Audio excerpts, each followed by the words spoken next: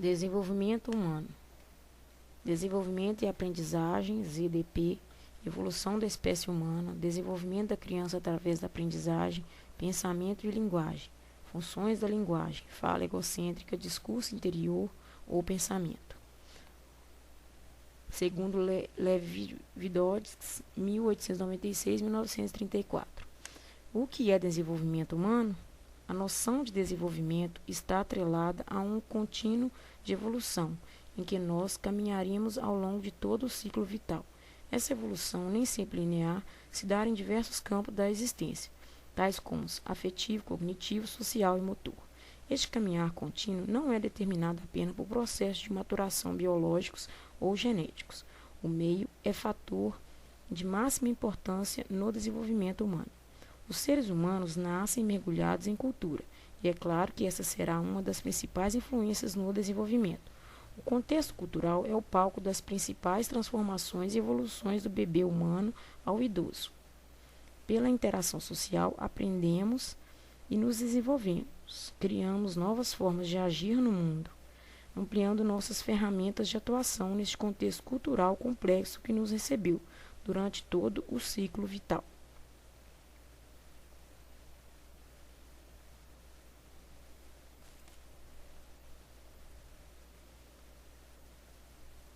Perspectivas de estudo, desenvolvimento humano.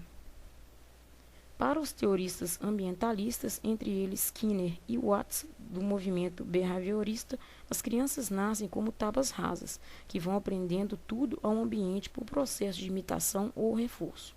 Para os teoristas inatistas, como Chomsky, as crianças já nascem com tudo o que precisam na sua estrutura biológica para se desenvolver. Nada é aprendido no ambiente, e sim apenas disparado por este. Ainda existe a visão do desenvolvimento psicanalista, em que temos como expoentes Freud, Klein e Erikson. Tal perspectiva procura entender o desenvolvimento humano a partir de motivações conscientes e inconscientes da criança, focando seus conflitos internos durante a infância e pelo resto do ciclo vital. Para os teoristas construtivistas, como Piaget, o desenvolvimento é construído a partir de uma interação entre desenvolvimento biológico e as aquisições da criança com o meio.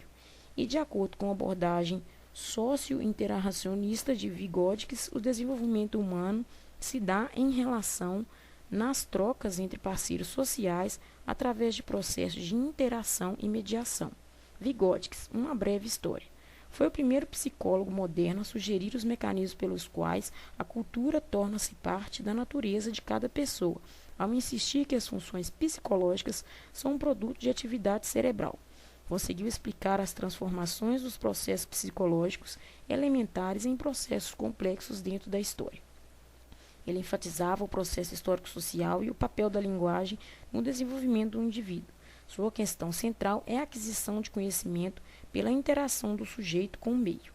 Para o teórico, o sujeito é interativo, pois adquire conhecimentos a partir de relações intra- e interpessoais e de trocas com o meio, a partir de um processo denominado mediação. Toda a relação do indivíduo com o mundo é feita por meio de instrumentos técnicos, físicos, capazes de mudarem a natureza e da linguagem, que traz consigo conceitos consolidados da cultura a qual pertence o sujeito. Vygotsky acreditava que as características individuais e até mesmo suas atividades individuais estão impregnadas de trocas com o coletivo, ou seja, mesmo o que tornamos por mais individual de um ser humano foi construído a partir de sua relação com o indivíduo. Suas maiores contribuições estão nas reflexões sobre o desenvolvimento infantil e sua relação com a aprendizagem em meio social, e também o desenvolvimento do pensamento e da linguagem. Desenvolvimento e aprendizagem, a zona do desenvolvimento proximal, ZDP. Para Piaget, dentro da reflexão construtivista sobre desenvolvimento e aprendizagem, tais conceitos se interrelacionam, sendo a aprendizagem a alavanca do desenvolvimento, ou seja, preza o desenvolvimento das funções biológicas como base para os avanços na aprendizagem. Já na chamada perspectiva socio-internacionalista, sociocultural ou socio-histórica, abordada por Vygotsky, a relação entre desenvolvimento e aprendizagem está entrelada ao fato de o ser humano viver em meio social, sendo este a alavanca para estes dois processos. Isso quer dizer que os processos caminham juntos, ainda que não em paralelo. Mas o intelecto desenvolvido e a capacidade de imitar palavras são insuficientes para desenvolver a fala humana? Existe um ponto na história filogenética e da espécie humana que fez a diferença entre ela e os demais. Ao longo da história, vimos que as trajetórias do desenvolvimento do pensamento e da linguagem seguiram caminhos independentes. Podemos concluir que o pensamento e a fala têm raízes genéticas diferentes, na maioria das espécies em geral e na espécie humana.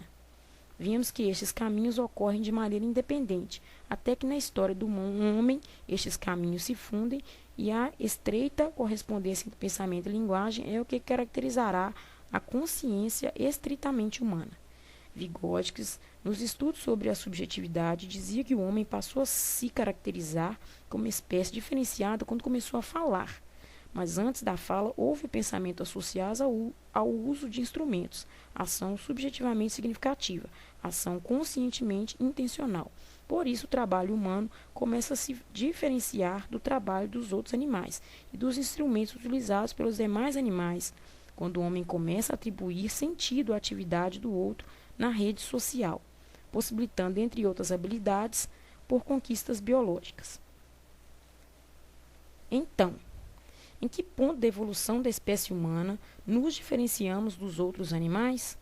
A partir do momento em que o aparelho fonador presente no ser humano passou a ser usado para produzir uma linguagem e, consequentemente, comunicar-se uns com os outros. Houveram motivações para que a comunicação e a socialização da divisão dos trabalhos ocorresse, e essa distribuição em rede social exigiu uma forma de comunicação mais sofisticada do que os gestos ou gritos, a linguagem. Dá-se ainda o fato do animal, apesar de serem instintivos, não possuírem a capacidade de raciocínios mais complexos. O seu pensamento não tem a ferramenta generalizadora da linguagem e seu raciocínio lógico não estão ligados à liberdade do ser humano, que usa a linguagem como pensamento que desencadeia atos voluntários, diferente dos atos reflexos dos animais. O ser humano tem na linguagem a conquista do raciocínio de cada indivíduo, a inteligência em grupo e a criatividade de cada sociedade. O ponto da evolução da espécie humana que permitiu que o homem transformasse sua relação com o mundo foi quando começou a usar a palavra para denominar as coisas do mundo. No entanto, já não era mais um som aleatório, um som qualquer como um ruído, mas transmitiam mensagens muito específicas. Assim, o homem não só deixou de produzir comunicação difusa, mas passou a fazer uso funcional dos signos. As palavras poderiam elevar o homem a libertar-se da situação imediata. Por isso, Vygotsky afirma que não importa o meio pelo qual nos fazemos compreender, mas é a capacidade conquistada pela espécie humana de internalizar a linguagem em pensamento. O desenvolvimento natural da criança e o estímulo através da aprendizagem. Para Vygotsky, não é suficiente ter todo o aparelho biológico da espécie para realizar uma tarefa se o indivíduo não participa de ambientes e práticas específicas que propiciam essa aprendizagem. Não podemos pensar que a criança vai se desenvolver com o tempo, pois esta não tem por si só instrumentos para percorrer sozinha o caminho do desenvolvimento, que dependerá das suas aprendizagens mediante as experiências a que foi expostas. Neste modelo, a criança é reconhecida como ser pensante, capaz de vincular sua ação à representação do mundo, que constitui sua cultura, sendo a escola um espaço e um tempo onde esse processo é vivenciado, onde o processo de ensino-aprendizagem envolve diretamente a interação entre sujeitos. Essa interação e sua relação com a sobreposição entre os processos de ensino e aprendizagem podem ser melhor compreendidos quando os elementos e os conceitos das EDP. Para Vygotsky, EDP, zona de pensamento proximal, é a distância entre o nível de desenvolvimento real, ou seja, determinado pela capacidade de resolver problemas independente, e o nível de desenvolvimento proximal, demarcado pela capacidade de solucionar problemas com a ajuda de um parceiro mais experiente.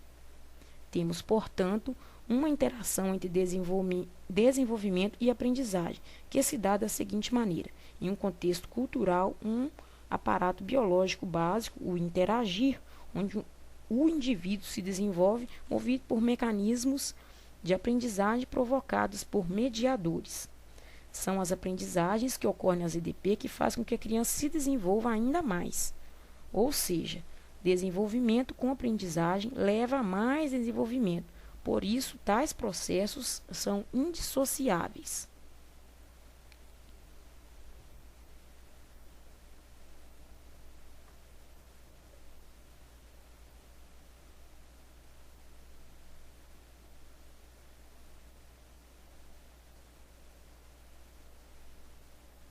Pensamento e linguagem. Existem duas grandes vertentes da psicologia que explicam a aquisição da linguagem. Uma delas defende que a linguagem já nasce conosco, outra que é aprendida no meio. Vygotsky defende as raízes genéticas do pensamento e da linguagem, que é considerado como instrumento mais complexo para viabilizar a comunicação, a vida em sociedade. Sem linguagem, o ser humano não é social, nem histórico, nem cultural. As funções da linguagem, segundo Vygotsky. A linguagem é, antes de tudo, social. Portanto, sua função inicial é a comunicação, expressão e compreensão. Esta função comunicativa está estritamente combinada com o pensamento. A comunicação é uma espécie de função básica porque permite a interação social e, ao mesmo tempo, organiza o pensamento. A aquisição da linguagem passa por três fases. A linguagem social, que seria essa que tem por função denominar e comunicar, e seria a primeira linguagem que surge. Depois teríamos a linguagem egocêntrica e a linguagem interior, intimamente ligada ao pensamento. A relação entre pensamento e linguagem é estreita. A linguagem verbal, gestual e escrita é nosso instrumento de relação com os outros e por isso é importantíssima da nossa constituição como sujeitos. Além disso, é através da linguagem que aprendemos a pensar. A fala egocêntrica constitui uma linguagem para a pessoa mesma, e não uma linguagem social com funções de comunicação e interação. E se falar sozinho é essencial porque ajuda a organizar as ideias e planejar melhor as ações. Como se a criança precisasse falar para resolver um problema, que nós adultos resolveríamos apenas no plano do pensamento e raciocínio. Uma construção importante de Vygotsky e seus colaboradores, descrita em seu livro Pensamento e Linguagem, 1998, é o fato de que, por volta dos 2 anos de idade, o desenvolvimento do pensamento e da linguagem, que até então eram estudados em separado, se fundem, criando uma nova forma de comportamento. Este momento crucial quando a criança começa a servir o intelecto e os pensamentos começam a oralizar-se. A fase da fala egocêntrica é marcada pela curiosidade da criança, pelas palavras, por perguntas acerca de todas as coisas novas e pelo enriquecimento do vocabulário. Neste momento, a criança faz a maior descoberta de sua vida. Todas as coisas têm um nome. O pensamento não coincide de forma exata com o significado das palavras. O pensamento vai além porque capta as relações entre as palavras de uma forma mais complexa e completa que a gramática faz na linguagem escrita e falada. Para a expressão verbal do pensamento, às vezes é preciso um esforço grande para concentrar todo o conteúdo de uma reflexão em uma frase ou em um discurso. Portanto, podemos concluir que o pensamento não se reflete na palavra, realiza-se nela, à medida em que é a linguagem que permite a transmissão do seu pensamento para outra pessoa. Finalmente, cabe destacar que o pensamento não é o último plano analisável da linguagem. Podemos encontrar um último plano interior, a motivação do pensamento, a esfera motivacional de nossa consciência, que abrange nossas inclinações e necessidades, nossos interesses e impulsos, nossos afetos e emoções. Tudo isso vai refletir imensamente na nossa fala e no nosso pensamento.